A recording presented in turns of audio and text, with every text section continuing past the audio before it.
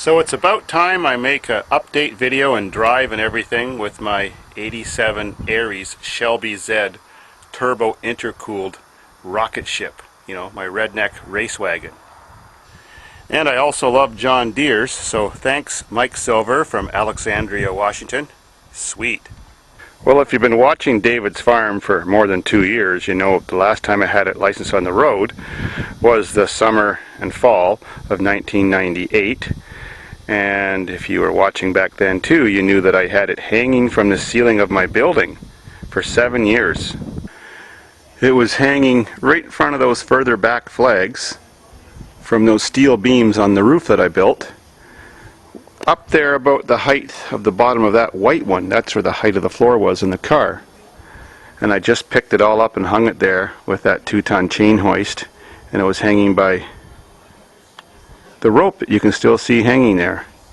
Reason being, I put that car together in May of 1991, and the engine has no emission controls on it.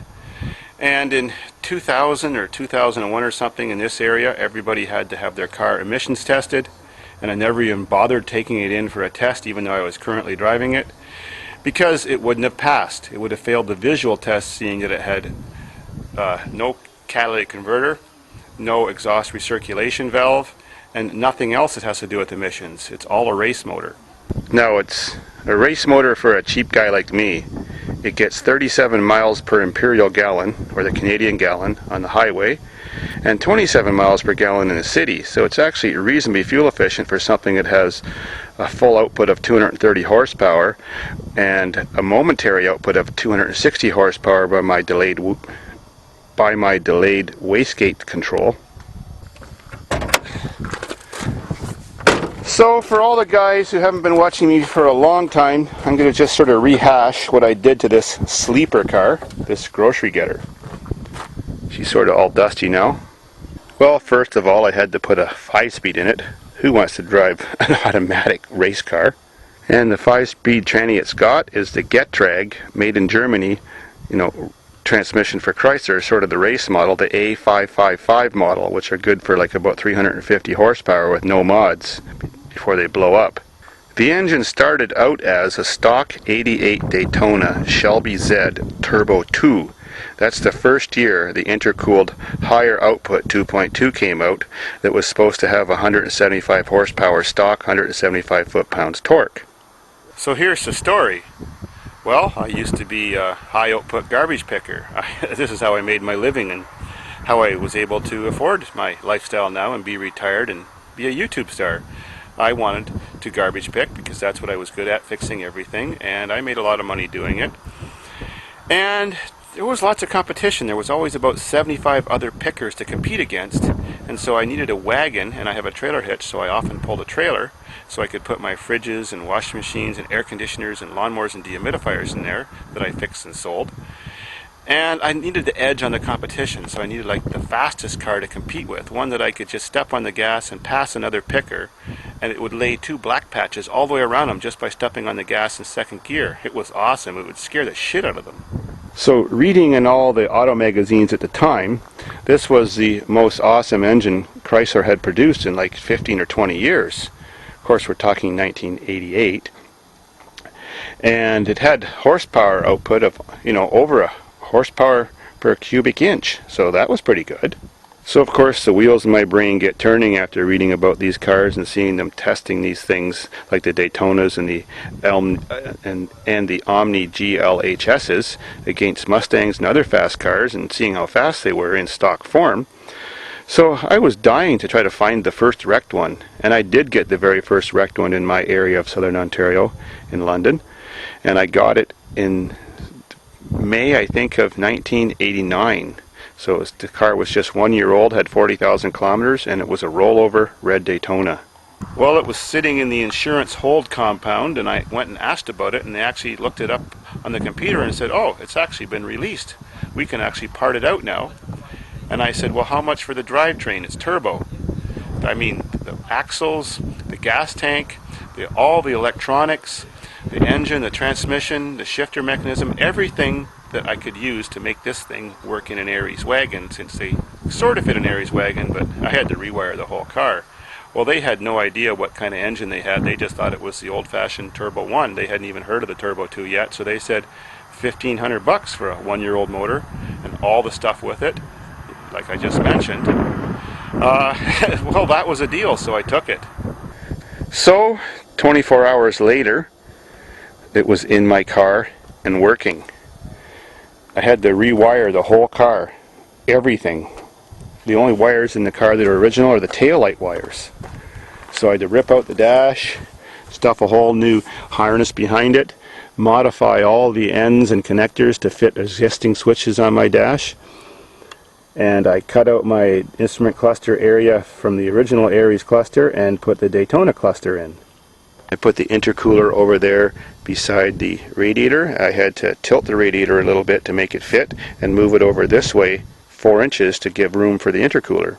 The motor mounts on all three were just the same for a regular 2.2. So the motor pretty much just bolted in. It's just that everything else was kind of different, and I had to strengthen the rad cradle and strengthen a few things, even strengthen the motor mounts. Let me tell you, it sure was fast, and I beat the shit out of it for years, garbage picking and taking it to track racing and having lots of fun with it. And it never gave me a trouble. These engines come with hyper-eutectic piston stock. Now it's got forged in it. It's been rebuilt since then. A steel crankshaft, special connecting rods, a special camshaft, high volume oil pump, so on and so on. And now it's got more than that too. It's got the high flow injectors, a race computer, heavy duty clutch, and some redneck modifications, which I'll show you in a minute. So instead of being the stock 175 horsepower like it was for the first few years I drove it, now it's 230 constant output when you're stepping on it, but it peaks at 260 for 2 seconds because of my wastegate delay system I have on it.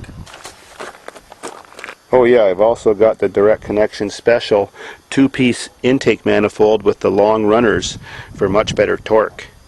So the first mod I made is, if you look closely, you'll see 2 motorcycle radiator fans making forced air cooling on my intercooler, so it always gets lots of air at any amount of boost over 1 psi, even if you don't have a lot of speed. This is a washing machine fill switch where you turn your knob and adjust the level of the water in your washing machine. Well, I hooked that up to control my fans, and there's the vacuum and pressure hose that it's set for 1 psi. So anytime there's the tiniest amount of boost, it just turns my intercooler fans on. Next is this Whirlpool fridge or English fridge thermostat. Well, all thermostats have like a sensor tube on it. I cut the sensor tube off, let the Freon out, and added a little vacuum step-up hose, and readjusted its adjustment parameters by that little Allen screw. And now I can adjust and dial in when my wastegate even turns on. So the way I have it set is that the car drives all the time with no wastegate, so every time you hit the gas there's no delay in boost, or hardly any, and it goes all the way to full pressure like instantaneously without slowly opening the wastegate like other turbo cars. And then when it gets to 17 pounds boost, it holds 17 pounds boost for 2 seconds, and then it activates the wastegate and then holds it at 14.5 pounds boost. I could set it higher, but I don't want to run higher than 92 octane fuel in it. So nowadays, 20 years later, that doesn't seem like a lot of horsepower. But back in the days when I built this car in '89, it was a hell of a lot of horsepower. This car would beat those most common hot rods on the road, those Mustang GTs with the 225 horsepower 5-liter engines with the 5-speed transmission. It got to the point where anybody who had a stock Mustang GT, they wouldn't even race me because they didn't want the stories going around that their ass got kicked by a 4-cylinder 2.2 Aries station wagon. It was funny. Then came along those 195 horsepower all-wheel drive Ego Turbo Talons in the early 90s. Well, it kicked their asses too, except on standing starts. They had all-wheel drive, and so I couldn't beat them because with my tire spin, but as soon as I shifted to second gear and we were both hooking up good, I would blow right past them. They could never catch me. I used to take this thing to King of the Hills at the oval track, and I never won a King of the Hill, but I would always come in second and third place against all the other local fastest street cars. So let's fire her up. She's a cold start. It's been sitting for a while, but probably fine. This car has been so dependable.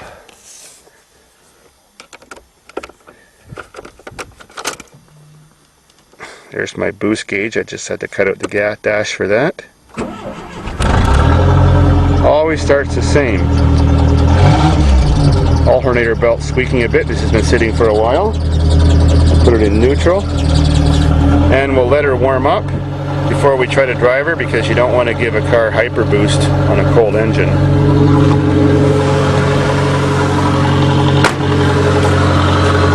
It's got a very, very low restriction exhaust, so it's running on high idle, and that's what it sounds like.